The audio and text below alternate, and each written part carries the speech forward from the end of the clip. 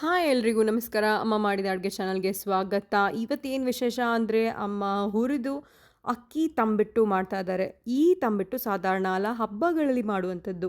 So ಬನ್ನಿ ನೋಡೋಣ. ನಾವು ಆ್ಯಕ್ಚುಲಿ ರಿಲೇಟಿವ್ಸ್ ಮನೆಗೂ ಕೊಡೋಣ ಅಂತ ಅಂದ್ಕೊಂಡು ಈ ತಂಬಿಟ್ಟು ಮಾಡ್ತಾ ಇರೋದು. ಮುಖ್ಯವಾಗಿ ಅಳತೆಗಳು ಸರಿಯಾಗಿ ನೋಡ್ಕೊಳ್ಳಿ. ನಾವು ಅಳತೆಗೋಸ್ಕರ ಈ 3 ಗ್ಲಾಸ್ ಬೌಲ್ನ ತೊಗೊಂಡಿದ್ದೀವಿ. ದೊಡ್ಡದ್ರಿಂದ ಚಿಕ್ಕದು ಬೌಲ್ 1, ಬೌಲ್ 2, ಬೌಲ್ 3. ಬೌಲ್ 1 ಅಷ್ಟು ಕಡಲೆ ಬೀಜ ಹುರಿದಿಟ್ಕೊಳ್ಬೇಕು. ಈ ರೀತಿಯಾಗಿ ಸ್ವಲ್ಪ ಹೊತ್ತು ಆರೋದಕ್ಕೆ ಬಿಡಿ. ಹುರಿದಿದ್ದು ಆದಮೇಲೆ ಮತ್ತು ಇದೇ ರೀತಿ ಸಿಪ್ಪೆ ತೆಗೆದಿಟ್ಕೊಳ್ಳಿ. ಈಗ ಬೌಲ್ 2ನಷ್ಟು ಅಕ್ಕಿ ಹಾಕಿರೋದು, ಇದನ್ನು ಈ ರೀತಿಯಾಗಿ ಹುರ್ಕೊಂಡು ಮೆಷಿನ್ಗೆ ಕಳಿಸ್ಬೇಕು. ಅಂದರೆ ಅಕ್ಕಿನ ಚೆನ್ನಾಗಿ ಹುರಿದು, ನಿಮ್ಮ ಮನೆ ಹತ್ರ ಎಲ್ಲಾದರೂ ಮೆಷಿನ್ ಇದ್ದರೆ ಅದನ್ನು ಮೆಷಿನ್ ಮಾಡಿಸ್ಕೊಂಬನ್ನಿ, ಅಥವಾ ನೀವೇ ಹೋಗಿ ಮಾಡಿಸ್ಕೊಂಡು ಇಟ್ಕೊಳ್ಳಿ. ಮಿಕ್ಸಿನಲ್ಲಿ ರುಬ್ಬೋದ್ರಿಂದ ಈ ಅಕ್ಕಿ ಹಿಟ್ಟು ಚೆನ್ನಾಗಿ ಆಗೋದಿಲ್ಲ. ನೋಡಿ, ಈ ಥರ ಪೌಡರ್ ಆಗಿದೆ. ಮತ್ತು ಇವಾಗ ಬೌಲ್ 1ನಲ್ಲಿ 90% ಅಷ್ಟು ಹುರ್ಗಡ್ಲೆಯನ್ನು ತೆಗೆದುಕೊಂಡಿದ್ದೀವಿ. ಅದನ್ನು ಕೂಡ ಈ ರೀತಿ ಸ್ವಲ್ಪ ಹುರಿದು ಮಿಕ್ಸಿ ಮಾಡಿ ಇಟ್ಕೋಬೇಕು. ಇಲ್ಲಿ ಎಲ್ಲನೂ ಕೂಡ ಸಪ್ರೇಟಾಗಿ ಮಿಕ್ಸಿ ಮಾಡ್ಕೊಳ್ತಾ ಇದ್ದಾರೆ ಅಮ್ಮ.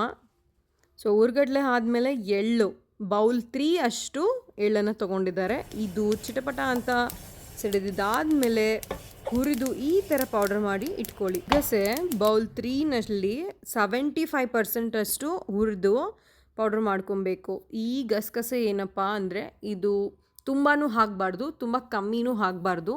ಸೊ ಅಳತೆ ತಕ್ಕಂತೆ ನೋಡ್ಕೊಂಡು ಹಾಕೋಬೇಕು. ಹಂಗಾಗಿ ಬೌಲ್ 3ನಲ್ಲಿ 75% ಯೂಸ್ ಮಾಡಿದ್ದಾರೆ. ಅಳತೆನ ನೀಟಾಗಿ ನೋಡ್ಕೊಳ್ಳಿ.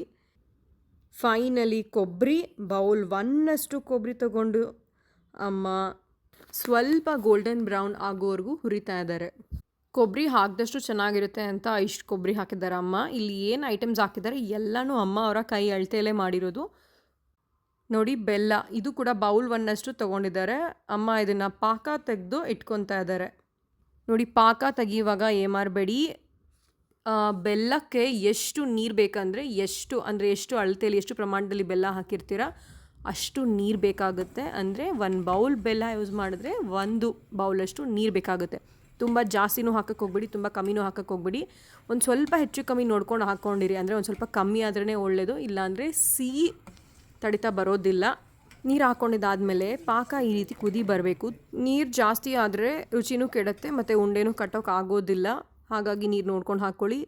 ನೋಡಿ, ಇವಾಗ ಪಾಕ ರೆಡಿ ಇದೆ. ಒಂದು ದೊಡ್ಡ ಪಾತ್ರೆ ಯೂಸ್ ಮಾಡ್ತಿದ್ದಾರಮ್ಮ ಇಷ್ಟೆಲ್ಲ ಕಾಳುಗಳು ಹಾಕಬೇಕು ಅಂತ. ಏಲಕ್ಕಿ ಪುಡಿ ಸ್ವಲ್ಪ, ಅಂದರೆ 1 ಟೇಬಲ್ ಸ್ಪೂನಷ್ಟು ಆದರೆ ಸಾಕು ಇಷ್ಟು ಐಟಮ್ಸ್ಗೆ. ಎಲ್ಲವನ್ನು ಒಂದು ಸತಿ ಕೈನಲ್ಲಿ ಮಿಕ್ಸ್ ಮಾಡ್ಕೊಳ್ಳಿ ಈ ಥರ. ಅದಾದಮೇಲೆ ಸ್ವಲ್ಪನೇ ಪಾಕ ಹಾಕ್ಕೊಂಡು ಉಂಡೆಯನ್ನು ಕಟ್ಟಬೇಕು. ಸ್ವಲ್ಪ ಬಿಸಿ ಅನಿಸುತ್ತೆ, ಆದರೆ ಬಿಸಿನಲ್ಲೇ ಕಟ್ಕೊಂಡ್ರೆ ಒಳ್ಳೆಯದು. ಸೊ ನೋಡಿದ್ರಲ್ಲ ಫ್ರೆಂಡ್ಸ್, ಎಷ್ಟು ಚೆನ್ನಾಗಿ ಮಾಡಿದ್ದಾರೆ ಅಮ್ಮ.